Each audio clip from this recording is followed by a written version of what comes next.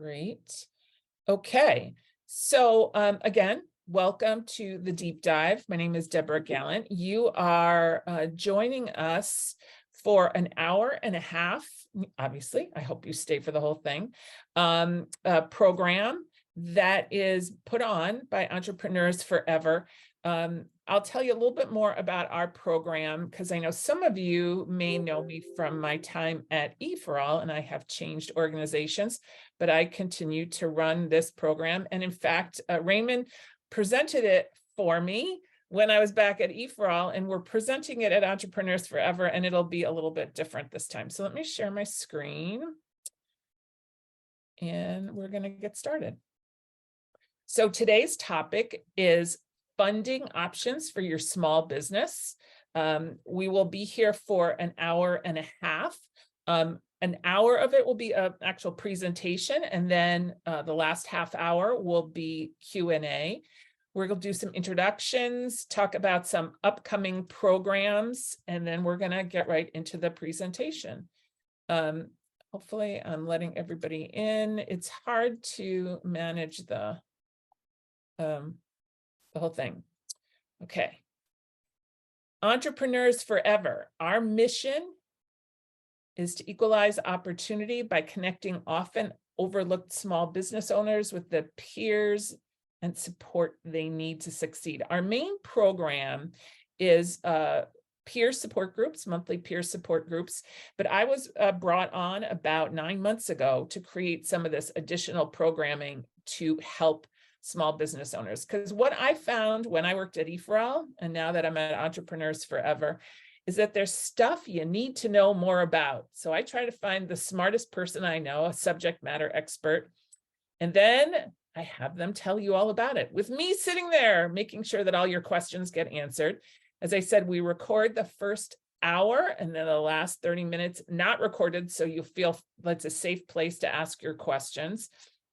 Raymond, I'm going to let you do your own bio because I just found out he lived in Baltimore. I had no idea, but he has a quite impressive credentials, and he's somebody that I've been working with for several years in my role at E4All and now my role at Entrepreneurs Forever. Because I'm not going to come back to this, I just want to make sure that I let you all know we do lots and lots of different learning programs. And if you're interested in any of them, you can find them on our website at entrepreneursforever.org. Next month's deep dive is about cybersecurity for your small business. And if you think you won't get hacked because you're too little, you're wrong. They hack everybody now. So make sure that you come and pay attention to that one. We're doing one on networking, and networking is more than just LinkedIn, on June 9th. And then we're bringing together a bunch of members from our groups called Social Media Works for My Business. I said, social media drives revenue for my business without driving me crazy. So that's on June 14th. All of those are coming up. Everything's free. It's all on Zoom. So my last slide here before I hand it off to Raymond is this presentation does not take the place of professional advice from your own paid advisors. So Raymond is going to start us off with some sort of general principles, and he's going to answer a lot of questions. But if you want to borrow money, you need to go figure out from the people who you're borrowing money from if all of what he's saying rings true for them and for you. And maybe he can loan you the money, but have that conversation outside of this presentation. So without further ado, Raymond, you want to do a little more of introducing yourself and a little bit about the topic, and then you can share screen. Yeah, actually, I think the introducing myself and the topic is in the slides. So I'm going to go ahead and share my screen. And we're going to do this. And we're going to show you this from the beginning. Deborah, can you see the first slide? Can you also see my chat box moving around? I don't see your chat box. Good. Then it's working the way it's supposed to. Hello, everyone. Before we get started, I'd love if you'd just drop in the chat box, please, where you're located and what kind of business you're operating. That'll just give me some context to try and play off of as we go through this. And while you're doing that, I'll say you can see that the name of this program today is Getting Funding for Your Small Business. We call it Asking for Money Elsewhere. And these are the goals of today's presentation, to compare different types of funding sources, really to become more comfortable asking for money, largely through becoming educated around what lenders are looking for. I'm going to be talking primarily about getting a loan as opposed to a grant or an investment from an investor. And I have a particular perspective that I'll explain in just a moment. We've got folks from Worcester, Pittsburgh, Columbia County, New York, as opposed to Columbia County, Oregon, I'm guessing. North Shore, Mass, one of my favorite places in the whole world. All things anime in Springfield. I think I know that business, Carlos Torres. Senior downsizer helps senior with the entire move management process. Oh, I love that. A bakery, a hair salon, sign company, a nice variety. Most of all, the mystery box is up on the screen. I hope to really shed some light on what's inside the box, that lenders, bank lenders in particular, really keep a tight lid on what it is they're looking for. And I've never understood that. I am myself a former banker. I spent a number of years as a commercial lender in a bank, but now I lead a nonprofit organization that is a community loan fund. We serve small businesses that can't get bank financing or financing from other traditional sources, or can't get all the financing they need from a traditional source. We're not a bank. We fill the gaps that are created when a bank or another traditional lender says no. But as I said, I spent a number of years as a commercial lender at a bank, so I understand lending from sort of both sides of the aisle, if you will, both in traditional finance in a bank and in this alternative world of community development lending. And I'll do my best today to illustrate for you. So Raymond, let me just clarify for people who are not in Western Massachusetts. There are CDFIs in other places. And I'm sure that if you want to ask that question in the question and answer period, Raymond will do his best to do some referrals for you to people who may be able to help you if a CDFI, in fact, is what makes sense for you. Exactly. CDFI, Community Development Financial Institution, as it says up there. Community lender is an easier way to think about it. And there's a lot of community lenders that are not certified as CDFIs. None of that alphabet soup really matters. What's important to know is that we're all familiar with banks, we're all familiar with credit cards. Hopefully none of us are familiar with the predatory lenders that we find online, like on Deck and Shopify. I think they're predatory. It's important to know, as Deborah just said, that in each of your communities, in Worcester, in Pittsburgh, on the North Shore of Massachusetts, there are loan funds like the one that I lead, which is called Common Capital. So back to this presentation. So asking for money, the overriding things I hope you take away from this are that knowledge is power. Hopefully I'm going to give you some knowledge today that is actionable, that you can use when you're talking to potential lenders. There's absolutely no harm in hearing no. The more you ask for money, the better you're going to get at it. And I think it's really important to know that the first few times you ask for money for your business, you're likely to hear no. And that's a great learning opportunity. Please don't expect to hit a single or even a home run or even a single your first time out of the box asking for money from a lender. The most important thing you can do when asking for money, when seeking a loan, when applying for a loan or other funding for your business, is to really know your business.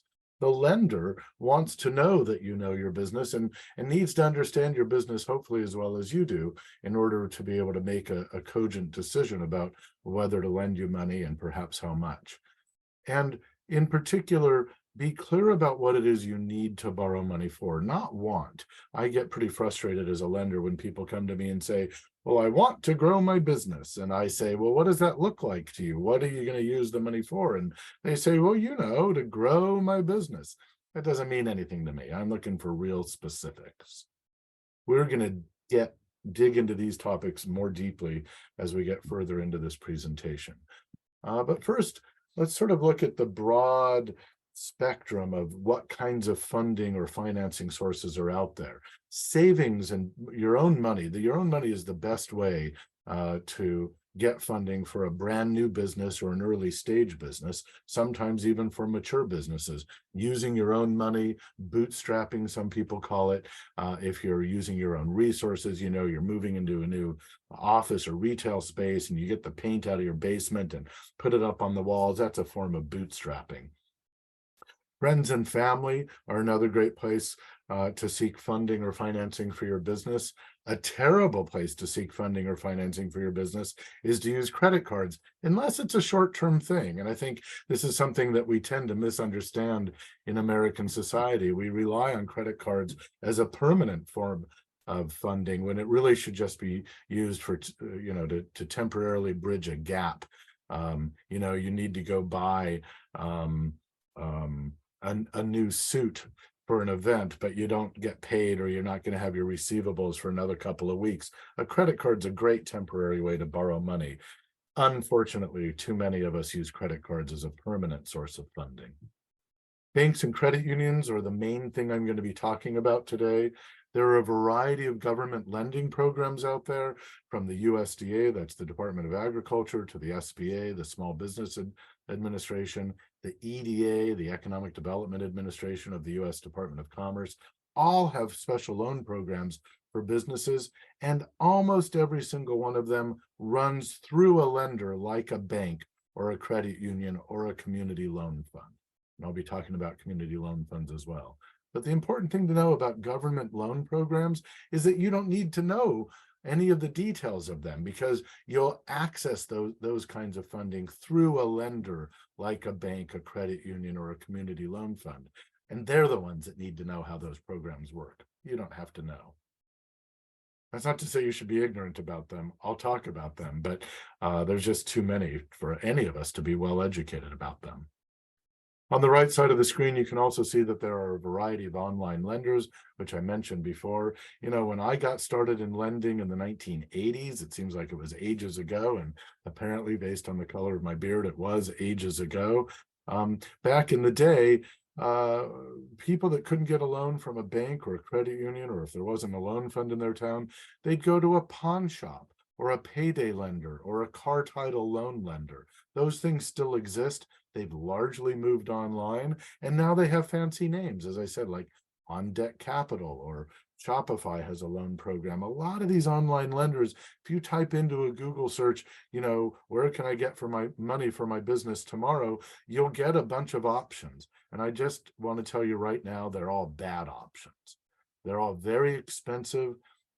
The fine print matters. The way they calculate interest and repayment is very disadvantageous to your business.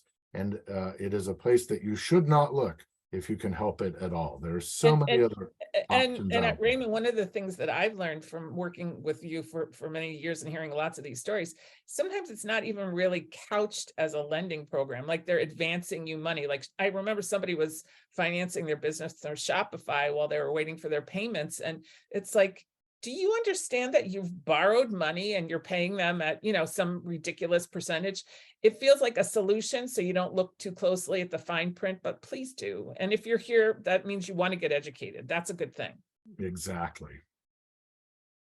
What else? Crowdfunding is a source of funding that has become more popular, especially, I think, brought into the fore somewhat by the pandemic. But even before that, when people started doing Kickstarters for their new businesses or their new business ideas. And then, of course, there's a variety of crowdfunding platforms for people who have personal needs. Crowdfunding has become a bigger deal. In the state of Massachusetts, the state has supported crowdfunding by giving money from the legislature, from the state budget, to an organization called the Massachusetts Growth Capital Corporation, which in turn has made grants to businesses that are engaged in crowdfunding campaigns, and they've structured it as a matching grant. So if you go out and raise money through crowdfunding and you're successful in achieving your goal, then the state, through this Mass Growth Capital Corporation, would match your crowdfunding. I think crowdfunding is a great tool for sort of a one and done, or if you're pivoting your business or introducing a new product or a new location to a restaurant or a retail store, it's a great way to get the community involved in supporting your business, not only monetarily, but also to feel as if they're a part of something. And that's a great way to grow your customer base while also raising money. What it's not is a good way to grow your business over time. Crowdfunding is not a permanent source of funding or financing. Indeed, the best way to finance your business is to have a solid value proposition, meaning that you're offering a service or goods or products that people want to pay for, and that you can price in a way that you can make a profit. And making a profit is the best, not the only, but the only best way to raise funding for your small business. And when you have profits, you can go out and borrow money. Crowdfunding is a nice stopgap or a nice one and done thing, but not a permanent way to fund your business. And the same is true for grants. There have been a lot of grant opportunities that have come out of the pandemic. Many of them are now over. I'm not going to really spend any time on grants today, but I think the thing to keep in mind about grants and crowdfunding is that they are simply not a way to finance your business or fund your business in the long term. Raymond, how come some people just get stuck on grants and they think that somebody else should just give them the money to start their business? Because you do hear that a lot. Yeah, I think people get stuck on it because obviously free is better than paying for something, and grants, by their very nature, are free money. I lead a nonprofit organization that is slightly grant dependent. I have to go out and raise free money for my business every year, my business being a nonprofit organization. But it's not free. It takes time to apply, it takes time to administer it and manage it, it takes time to report on it, but I don't pay interest on it and I don't have to pay it back. So in that regard, it's free. And I think that's why people like grant funding. Before the pandemic, I used to say this, and I'll say it again now, setting aside the fact that there may still be grant opportunities for you and your business in the place that you live related to pandemic recovery.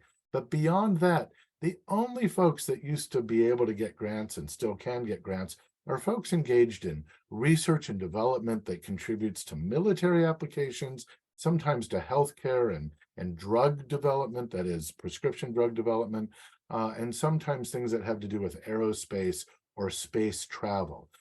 In Pittsfield, Massachusetts, and here in Western Massachusetts, believe it or not, there's some rocket manufacturers. And those folks go out and try to raise grant funding from NASA. It's a very specific connection. So if you have a business that's probably not a hair salon or a sign making business, you might be able to go out and raise a grant specific to your industry and your product. But beyond that, it is not something that's generally available to small businesses, and it's absolutely not a way to sustain your business in Yeah, the and long you term. can't budget for it, right? Even if you're in an E for All program and you win a prize, it's like, yeah, you might have gotten $1,000 check, but it's not like it's coming again. You got a one-time infusion of capital. It's not really a long-term solution. It's what I would call an extraordinary source of income. And, extraordinary income and expense is actually an accounting term that accountants will tell you all about. But extraordinary in that it's a one-time thing and you just really can't count on it. Then investors and equity. I'm not going to spend any time on that today. We could spend hours talking about investments. And from my point of view, it's among the most expensive kind of money to raise. But if you have somebody who's interested in investing in your business that is not lending you money, but actually owning a piece of your business, that's a completely different conversation. So that's sort of the broad spectrum of funding sources that are out there. And here's a picture of what they look like. Now, this picture, I don't know if you can see my cursor very well. On the left side of this arrow, I'm looking over here at my own screen. This continuum is set up to look at risk from the point of view of the funder. So the funders that are willing to take the least amount of risk are on the left side of the screen, and the funders that are willing to take the most amount of the risk are on the right side of your screen. And there's an inverse relationship between risk and cost. So over here, we've got banks and other traditional lenders like Farm Credit East, Yankee Farm Credit, these are all agriculture related lenders. But banks and credit unions, they take the least amount of risk and they have the cheapest money because they're taking very little risk. You don't have to pay as much for their money as you would, say, if you go over here and you get an angel investor or venture capitalist is willing to take a whole bunch of risk after doing a lot of deep dive due diligence on your business. Deep dive due diligence, the 4Ds. But they're going to cost you a lot more money for the amount of risk that they're taking. So low risk from the perspective of the lender costs you less. High risk from the point of view of the lender or the investor costs you more. And in between, you've got a variety of lenders. The online lenders here take more risk than a bank does, but less risk than an investor does. Community lenders, that's who I represent, are right in the middle. There's some other kinds of lending called near equity or royalty lenders or subordinated debt. These are specialty financing tools that you typically find at community loan funds and other funding sources that are not so traditional.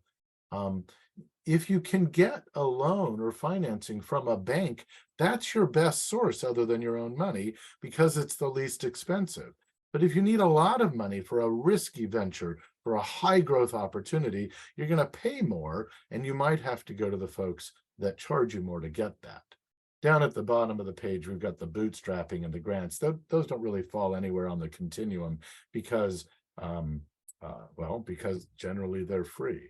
But now let's look at this a different way. This is more of a matrix approach to this idea. Can I go back for just a sec? Because I want you to explain vendor customer financing, which you put under bootstrapping, because I think it's pretty interesting and creative, and we don't talk about it very often. I skipped right over that because I have so much new content to get to today. So vendor and customer financing is really important to keep in mind. If you have a business that buys inventory or buys supplies or buys raw materials to then manufacture into something else, you may be able, at some point in the history of your business, hopefully from the get-go, certainly by the time you're a year or two into doing it, you may be able to get those suppliers to give you credit terms. That is, you say, I'm going to buy 100 t-shirts for my screen printing shop, but I don't have to pay for 30 days.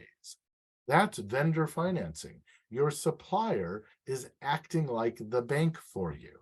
And if your supplier is really big, they're probably happy to give you 30 or 60-day terms. That gives you 30 or 60 days from the time you buy the goods to turn it around and sell it for a profit, and then in turn repay or pay the vendor, the supplier that sold those goods to you. It's a really good source of financing that usually doesn't cost you any interest unless you don't pay on time. And in fact, sometimes you can get a discount for paying early. Yeah, and I've seen this work really well for, like, I know there was another facilitator who ran a commercial laundry business, right? So she was buying washers and dryers to put into dorm rooms and dormitories and apartment buildings.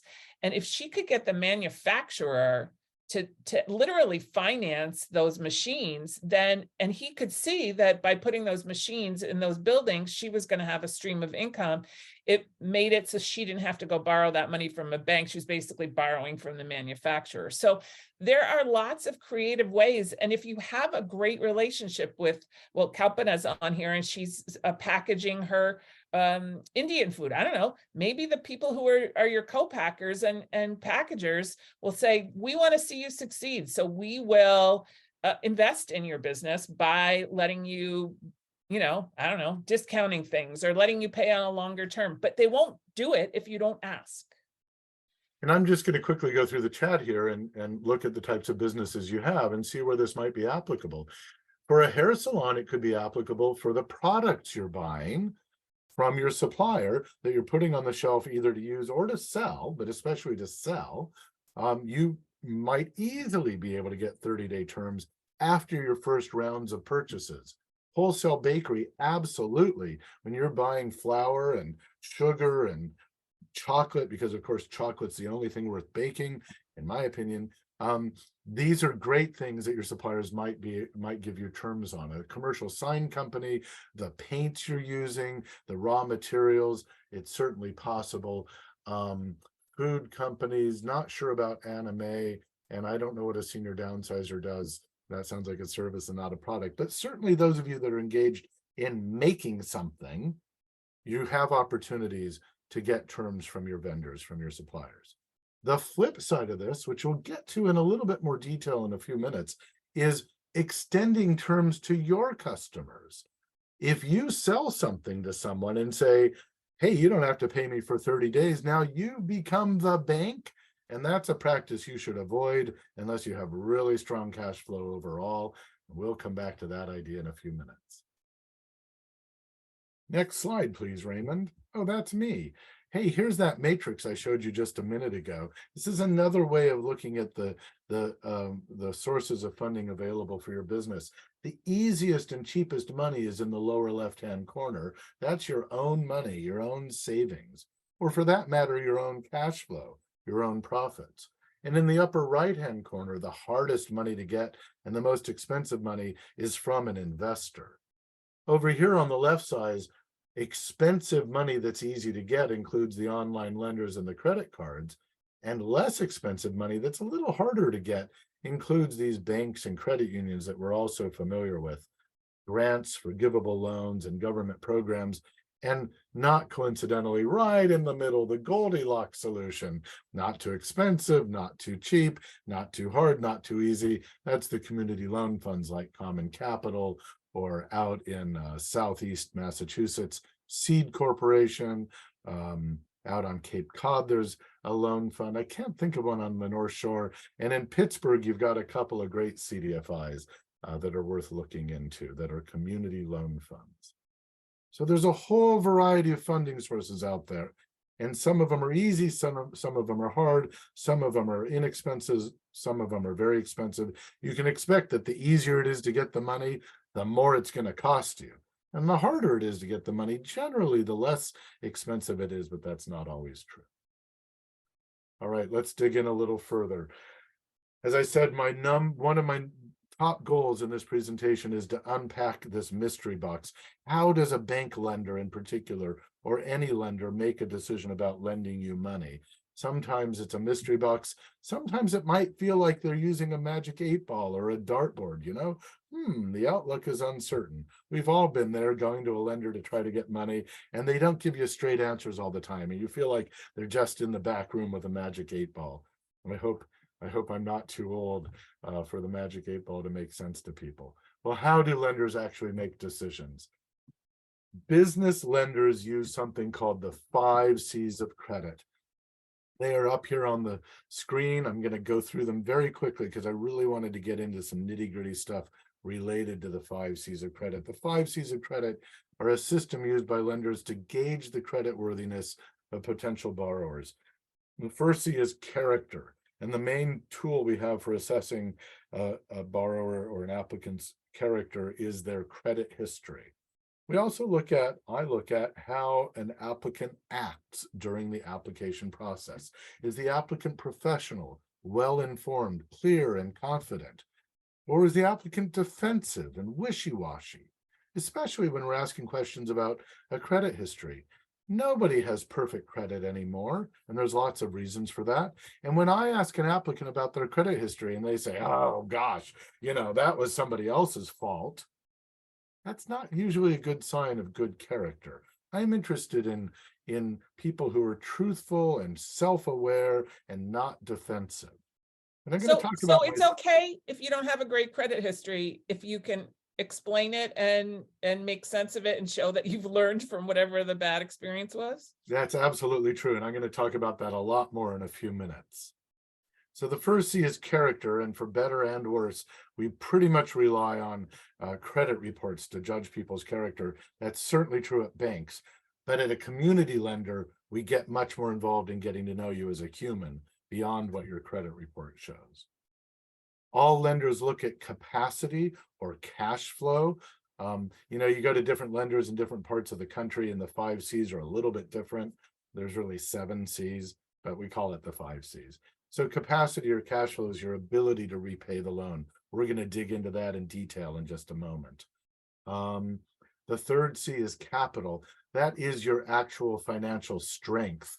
That's your balance sheet and the personal resources that you bring to bear beyond the profitability of your business. The fourth C is collateral. Collateral are the assets that you pledge for a loan that acts as security for the lender. If you've ever bought a car and financed it, or bought a home and financed it, the car or the home is the collateral for those loans. That's the best example of collateral. That collateral that asset that you purchased serves as collateral for the lender, and it serves as a backup for you as well. If you get in trouble, the theory is that you would sell that asset and repay the loan that you used to buy that asset before the lender does so on your behalf. And the fifth C is conditions. It says there, market forces, competition, and the terms of the loan. All of these things are the conditions surrounding the loan that you're getting, from the macro conditions that affect your business on a day-to-day business to the micro conditions, namely the conditions in the loan agreement itself that might affect your ability to repay the loan. Now, at community lenders like Common Capital and other community loan funds around the country, we look at three other C's that traditional lenders like bankers really don't care about. We look at your courage. Well, you're in business already, so you've already demonstrated courage. So I take it as just as a matter of fact that if you're in business and you've applied to us for a loan, that you've got some courage, and that's important. In particular, we're also looking for your commitment to your business, and we're looking for your coachability. Those are factors that, again, traditional lenders, online lenders, even to some degree, government program lenders don't really care about. But community lenders that are different from bank lenders are much more invested in who you are as a person and in the success of your business beyond your ability to repay the loan to us. So we're going to dig in more deeply to your commitment and your coachability. 5 C's of credit. But when it comes to making a loan decision, back in the 80s when I learned how to underwrite a loan, these are the 3 questions that an old timer told me. These are the only questions I ever have to ask. And these 3 questions, as you can see, are: can the applicant repay the loan? Will they repay the loan? And do I have a way to make them repay the loan if things go awry? And I really want to encourage you to think about this from your own point of view. If you've got a friend or a relative, a child or a parent, or another business owner that comes to you and says, gosh, I need to borrow some money. Will you lend me $5,000 or $5 million? You should be asking these same questions of those people. And when you think about it that way, that might help you think about it when you're on, the side of the ledger where you're asking for a loan. If I'm your neighboring business and I come to you and I say, I can see you have a very profitable business and I need $5,000 to tide me over. Will you lend me that money? You should be asking yourself, can Raymond repay me? Do I think he will repay me? And what if he can't? Do I have a way to make him repay me? So that boils it down somewhat crudely, but we're going to narrow it down even further. I'm going to talk to you now about how a lender determines a borrower's ability to repay a loan. Now, you've probably heard of this idea called debt to income. When you go for a student loan or a car loan, or especially a home loan, you hear about this idea, debt to income, this ratio that your home mortgage shouldn't be more than 33% of your monthly home mortgage payment shouldn't be more than 33% of your monthly income. That's a debt to income ratio. Well, in commercial lending and business lending, we turn that ratio on its head and we look for something called a debt service coverage ratio. What is a debt service coverage ratio? Well, it's pretty straightforward from my point of view, because I've been doing this for years, thousands of years, frankly. Okay, only 30. So here's how we do it. We calculate your annual available cash flow, and then we calculate your annual debt payments. And then we do a simple math calculation between those first two numbers to figure out your debt service coverage. Now, I can't see any of you on the screen. Most of you seem to have your cameras turned off. So if this is the point where if you're gonna fall asleep during my presentation, this is the place to do it. Well, unless you want to learn something, which I'm sure you all do, or you wouldn't be here. So what is this? Raymond, Yes. what doesn't make sense to me about this? Let's say it's Bonnie, who's the baker, and she's gonna get another oven so that her cash flow will be more because she'll be able to bake more, but Yep. the history isn't going to show that in Ah. her numbers. Well, we're going to start with the borrower who has the history to show it. Well, actually, we're not even starting with that. I'll answer your query this way, Deborah. For those of you that have been in business for at least 2 years, and you've been profitable for at least the last 2 years, a lender is going to look at those profits from the last 2 years and use that as the marker for what you can afford going forward. We look to the past to judge the future. That's the traditional way to look at your ability to repay. But for a business that's not yet in business for 2 years, or that in the last 2 years hasn't been super profitable, maybe not profitable at all, a bank lender is probably not going to help you. A bank lender almost always is going to be looking for 2 years of profits and cash flow sufficient to service the debt, to make the debt payments you're asking for, plus all the other debt that you have. If you don't have those things, you may need a loan from a bank supported by an SBA guarantee, in which case the bank can rely on your projected revenue, profits, and cash flow. Or you might go to a community lender like Common Capital. We're happy to rely on your projected revenue, profits, and cash flow to make our decision. In either case, there either has to be a historical demonstration of the ability to repay your loan or a projected ability. But the projected ability, you're typically not going to see a bank looking at that. So whether we're relying on historical cash flow or projected cash flow, it looks something like this. On your profit and loss statement or your income statement, it's called both. This is just made up numbers. Maybe it represents your business. Maybe it represents your business in the future or in the past. But let's say your business has $200,000 in revenue and $175,000 in expense. That means you have a net profit of $25,000. Does net profit equal cash flow? It does not.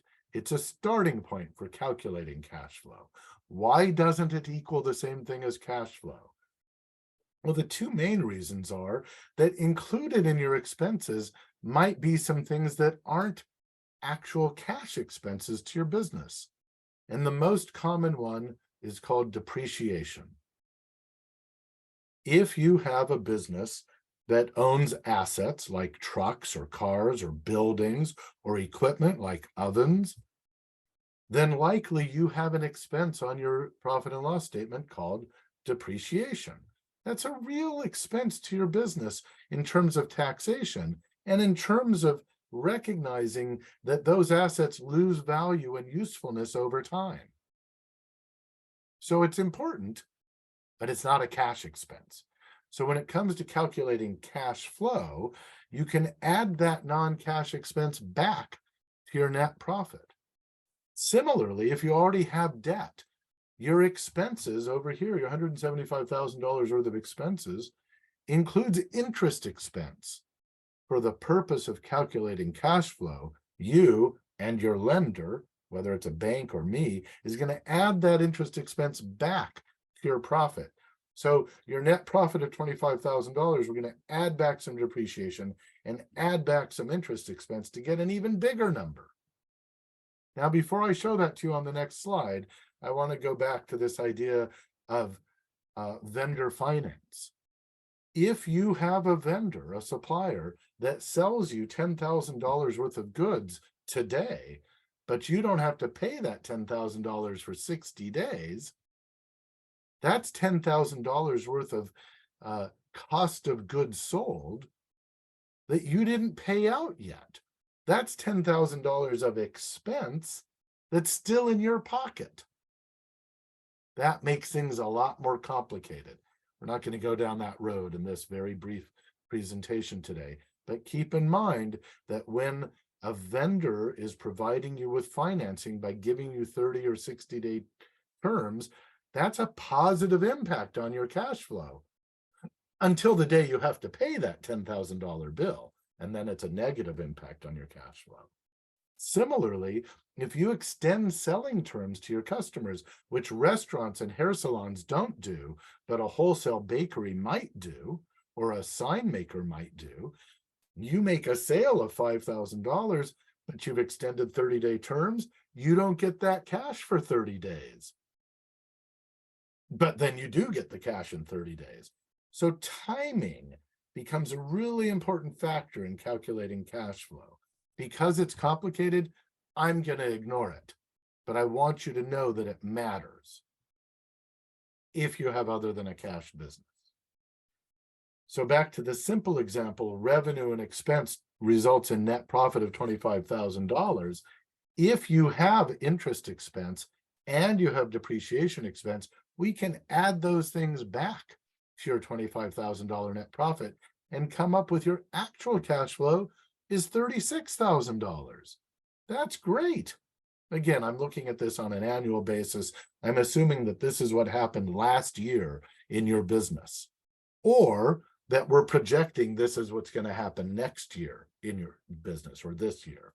It's either your historical financials or your anticipated projected financials. Well, once we have this figure, first we have your profit, and now we have added back these two figures to come up with $36,000. What do we do with that? Well, we have to compare it to your debt, to your loan payments. So here's what we do. We calculate your annual debt payments. First, we add up the monthly payments on your existing debt and multiply them by 12. So I've got an example down at the bottom. Let's say you've got a $50,000 loan and your monthly payments are $1,000 a month. That's $12,060 a year. And then you've applied to the bank or to the loan fund for a $25,000 loan. Let's assume it's 5 years at 7.75% interest. That's $504 a month. So we take that 1,005 and that 504 and we add them together and we come up with this number. Oh, it's this number. That's $18,000 a year you're paying in debt payments, either historically have paid or are asking to pay in the future. You have to be able to cover that $18,000. You have to be able to pay that $18,000 a year and be able to demonstrate your ability to do so to your bank or your loan fund in order to get the loan. So how much cash flow do you need to be able to pay $18,000 a year? Well, at least 18,000. In fact, here's a very specific example. In our example, I'm sorry, I'm going to go back a couple of slides. In our example, we have $36,000 in cash flow, and we have $18,000 in annual debt. That's a really good picture for a lender. That means you have twice as much cash flow as you do debt payments, $1.99 in cash flow for every dollar in loan payments you're obligated to make or going to be obligated to make. That's more than any lender requires. Lenders want to see $1.20 or 1.20 in cash flow for every dollar in loan payments you have to make. So this example, you're in really, really good shape. Now, if this cash flow figure was smaller, obviously, that would be a smaller ratio. To get to a 1.2 debt service coverage ratio on $18,000 in debt, I did that wrong. Sorry, I don't have the example up there, divided by 1.02. You'd need Well, I'm doing it wrong. I can't do it on the fly. You need more than $18,000 in cash flow to Raymond, cover. can I ask you a clarifying question about the Yes. loan that you faked up, the Yeah, $25,000 at 5-year term? Is that like what people are getting now? Is that a reasonable amount? I know interest rates are crazy now because the Fed kept raising it. Is that like, if I was thinking I needed $25,000 for my new commercial kitchen, are those terms that are realistic? I think this is realistic, even in today's rate environment. 7.75% is let me back up a step. At a community loan fund like Common Capital, there's different ways we calculate how much we're going to charge in interest. Our philosophy is that we're making loans to people that can't get a bank loan. So we're taking a little more risk than a bank is. So we price our loans higher than banks, but lower than credit cards. So our loans go out the door right now between about 7.75% to 10%, closer to 10%. Most of our loans right now are priced at 8 to 9%. The bankers I've talked to in Western Massachusetts over the last 3 or 4 months tell us that they're not making loans for more than around 7.5%. In fact, if they feel they need to charge more than 7.5%, they're probably going to say no. I'm sure there's some banks out there that are charging more than 7.5%. Maybe they're charging 8%, but I think this is a pretty reasonable picture for your business. So if I could get that loan from a bank, that I might pay a slightly lower interest rate, but 5-year terms, I mean, I borrowed for houses and houses are 30-year loans, right? Great Cars are question. 5 or 10 years, but is that a business loan around 5 years usually? There's a matching principle that comes into play when a lender decides how long your loan is going to be for. And the matching is with the life of the asset that's being purchased. So if you've ever gone out and purchased a home, you're able to get a 30-year mortgage because the theory is that the home's going to last 30 years or longer. But you go to get a car loan, a car typically lasts in good condition about 5 years. That's why most car loans are only 5 or maybe 6 years. If you come to me to buy inventory for your business, you're going to use that inventory fairly quickly, hopefully within a few months, certainly within a year. If I'm making you a loan just for inventory, I don't want that loan to be much more than a year because you're going to use up the thing that you bought with the money I loaned you within the year. If you're buying a piece of equipment that's going to be obsolete or wear out within 3 years, I want to make you a 3-year loan.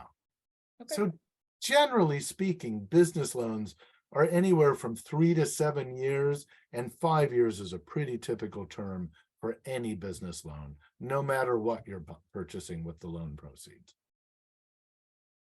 Deborah? That answered that question. I guess I look at it and I wonder, would I be better off taking out a second on my house? Would I Oh, pay less?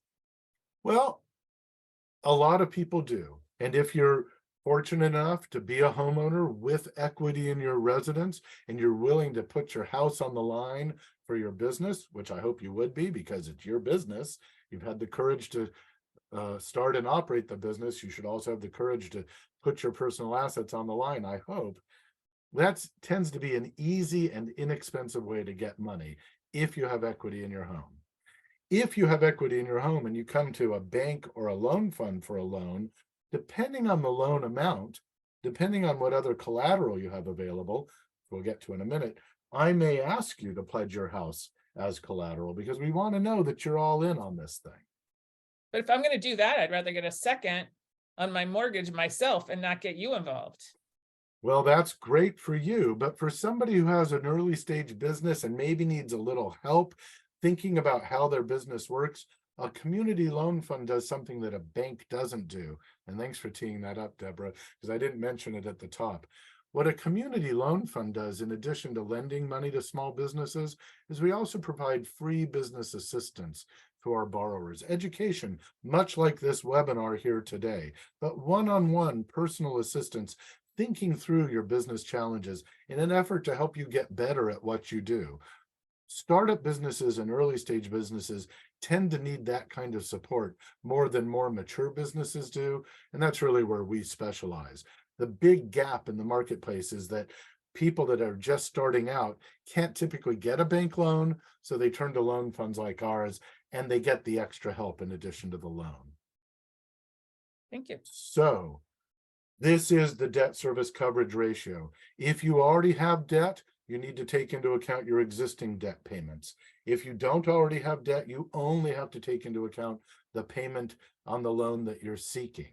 And what you do is you combine those payments, you come up with the annual amount you're paying on those loans, and you need to have 1.2 times that amount. And now I'll do the math more easily. 1.2 times 18,000 is about almost $22,000 a year. If your business has or will have $18,000 in loan payments to make every year, you're going to need at least $22,000 in cash flow to be able to service that debt, to get to that 1.2 debt service coverage ratio. I can talk about this for hours, but we don't have a lot of time, so I'm going to move on, and we'll have time for questions. Will they pay? How does a borrower assess how does a lender assess a borrower's willingness to repay a loan? Well, these are the primary tools we have: the credit report, the loan interview, other due diligence, and references. Well, first, I'm going to talk about your credit report. Credit reports, for better and worse, have become the primary tool that lenders use to determine your willingness to repay. They're very informative and very valuable tools for lenders, but they can't be taken at face value. I will tell you right off the bat that the algorithms that are created, this is my opinion, okay? I've been doing this for 35 years, and I've seen a lot of stuff at a bank and at loan funds. And in my opinion and in my experience, the algorithms that are used to calculate credit scores are very biased. They were created by white middle-class men like me, focused on a market of white middle-class men like me.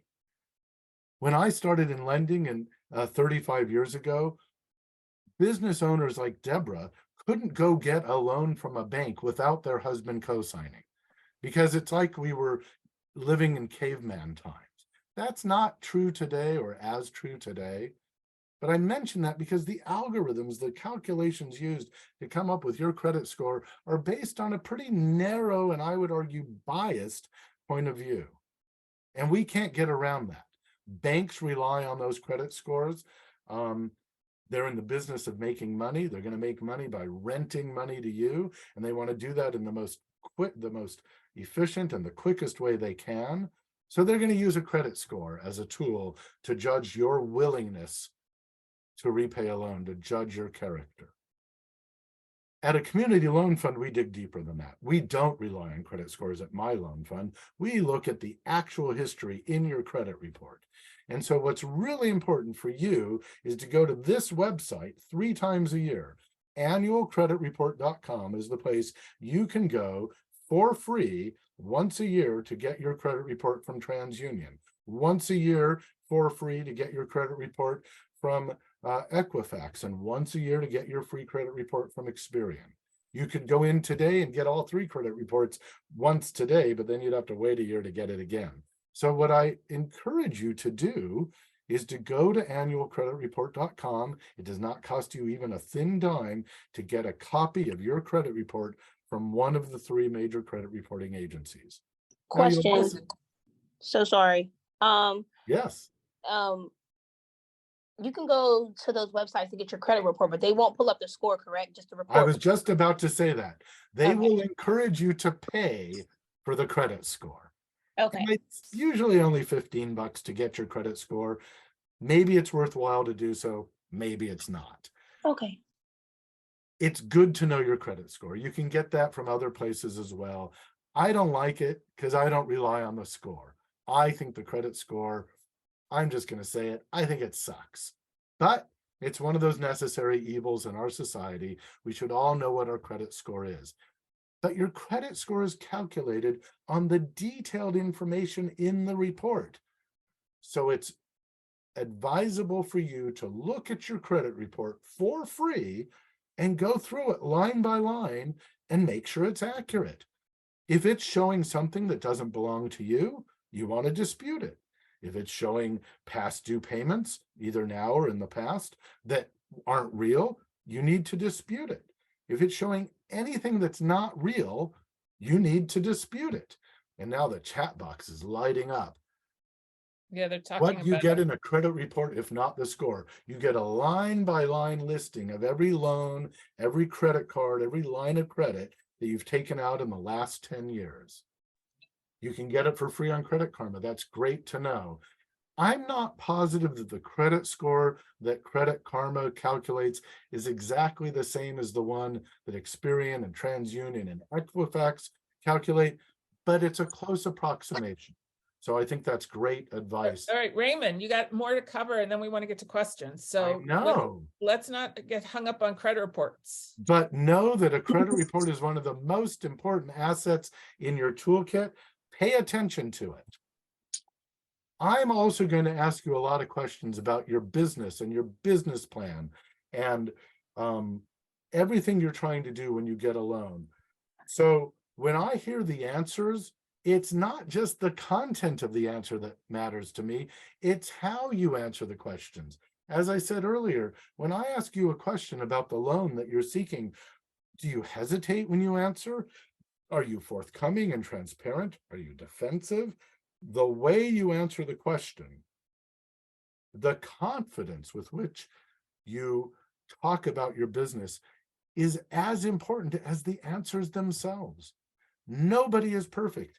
No business is perfect. I do not expect, although banks maybe do, I do not expect you to come to me asking for a loan with a perfect credit history and a perfect answer to every question that I ask you. What I do expect is for you to know your business and to be able to answer the questions honestly, clearly, and transparently. Now, finally, the third question is, how can I make you pay? Better known as Plan B. Well, it really comes down to collateral, other sources of income and cash flow, and other assets. I'm going to talk now a little bit about how we evaluate collateral, because this is the other big thing that's sort of empirical, that's math. Calculating your ability to repay, it's math based on facts. Calculating collateral, it's math based on facts. So when I'm looking at making a loan, maybe this is your business. You own a vehicle, you've got a used vehicle, some new equipment, some used equipment, and some inventory. I'm going to discount all of those things. I'm going to take a percentage off of the value of each of those assets.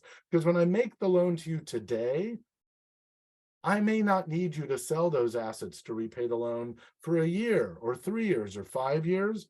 So I have to account for some diminishment in the value.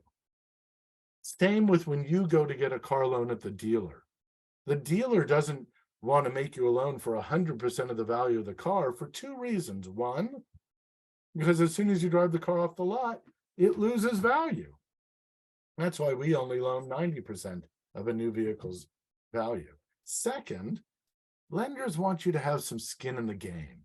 A down payment is your commitment to the loan. The bigger your down payment on a house or a car or a piece of equipment, the less likely you are to walk away from that asset if things get tough for you.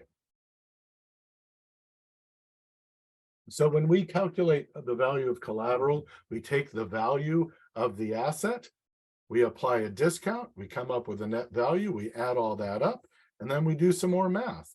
If you need a $100,000 loan and you have collateral that at a discounted rate is valued at $128,000, magically you have, oh gosh, I have a typo there. 100,000 divided by 100,000 is not 0.78, it's actually 100. That's a typo. 100,000 divided by $128,000 is a loan of $100,000 to a value of $128,000, 78% LTV, loan to value. Lenders don't want that calculation to be greater than 80%. They want the loan to be smaller than the value of the collateral, and they want some margin in there. And that margin is the 20% they're not lending to you, or less. Sorry about the typo. This figure here should be 128,000. It has to be stuff you already own in your business, right? You can't use the new stove as the collateral, can you? No, you absolutely can use the new stove, the new equipment, the new car, the new building as part of your collateral. And that's more typical. You come to me to buy a new stove or a new piece of screen printing equipment or a new vehicle to haul your lawnmowers, and that's going to be the collateral for the loan. But if you're coming to me because you need to buy inventory and supplies and maybe pay for some marketing, maybe a little seed funding for the next employee, those things aren't going to be good collateral. That's when I'm going to look to these other things like the used equipment and the used vehicle as collateral. But anything new that you're buying also counts as collateral, has more value to you as a purchaser and to me as a lender, and gets included in the calculation as well. All right, moving on quickly. Other things that we're looking for that might help your business, especially if it's an early stage business or a startup business, are other sources of income and other assets you might have. Those speak to in the 5 C's of credit, to your capacity, what you're bringing to the table separate from this loan transaction that acts as a backup or a safety net. If you've got a bunch of assets that are active in your business and they're helping you make money, maybe you've got an asset that you're not using anymore, you've got an extra truck, those things give you some additional capacity to borrow and to sell something if things go badly. Quick thing about collateral: if you borrow money for a car and suddenly you find 2 years down the road that you can't make your car payments anymore because you're too sick to work, don't let the bank take the car and sell it. Sell the car yourself and pay off the bank. That will preserve your credit history. You won't have a car anymore, and that sucks, but you also won't have a loan anymore, and you won't have a ding on your credit report. Stay ahead of the bank. All right. When you're applying for a loan, these are the most important things you're going to need to have. You're going to need your historical and your current financial statements. If you don't have financial statements in your business today, you're flying blind. It's like you're in a car and it's dark out and the headlights don't work and it's raining and the windshield wipers don't work. You need financial statements to know what's outside the car. I usually spend a lot more time on that analogy, but not today. I think these folks, because they're here and they have an existing business, I want to believe most of them have financials in order. You should also have your historical tax returns and be prepared to offer a personal financial statement on the lender's form. You also need a business plan. Even if you've already been in business, even if it's not written down, you have a plan for your business. Being able to articulate that plan verbally or in writing is important to your lender, not the least of which so that the lender knows that you know what you're doing. Financials and projections, that's a little bit of a repeat. Projected financial statements if your historical financials don't support your ability to get the loan. And transparency is, for me, the most important thing. We want to lend money to people of good character, people who are going to pay us back. We want to hear from you as a loan applicant, everything you can tell us about your business, the good, the bad, and the ugly. So when you go to apply for a loan, think about what you need, not what you want. Think about how much you're going to need. Oh, I need to buy a truck that has this capacity and therefore will cost this much money. Or an oven. I've got an oven, but I can only bake 3 cakes at a time. I need to be able to bake 50 cakes at a time. That's a different kind of oven with a different cost. You need to be able to explain that to me as a lender. And how do you know? How do you know that? Well, I've done research as an applicant. And then you need to be able to tell me what's the difference it's going to make in your business. How is it going to be different from what you've been doing? How are you going to repay the loan? And what's plan B? And if you can answer all those questions satisfactorily, and you have a decent debt service coverage ratio and decent collateral, or if I can go get a guarantee from the SBA, then you're going to get somebody dumping a bunch of money on your desk to go buy those assets or those supplies or that inventory, and your business is going to be much more successful. The Raymond, goal, I know that when we've done this presentation before, you like to tell the story of the guy who was related to E for All Holyoke who was paving driveways. Mhm. I think that's a really good story. Do you mind telling it? I don't mind telling it. This is how to get me if you'd like. Before I tell that story, I'll say to you, you should feel free with zero obligation to contact me by email or by text or by phone with any questions I'm not able to answer today.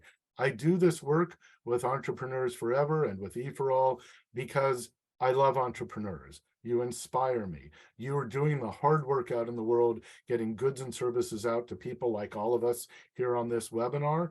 And I want to help you be successful. You don't have to borrow money from us. You don't even have to say you're going to borrow money from anybody. If you have a question, I'll answer it.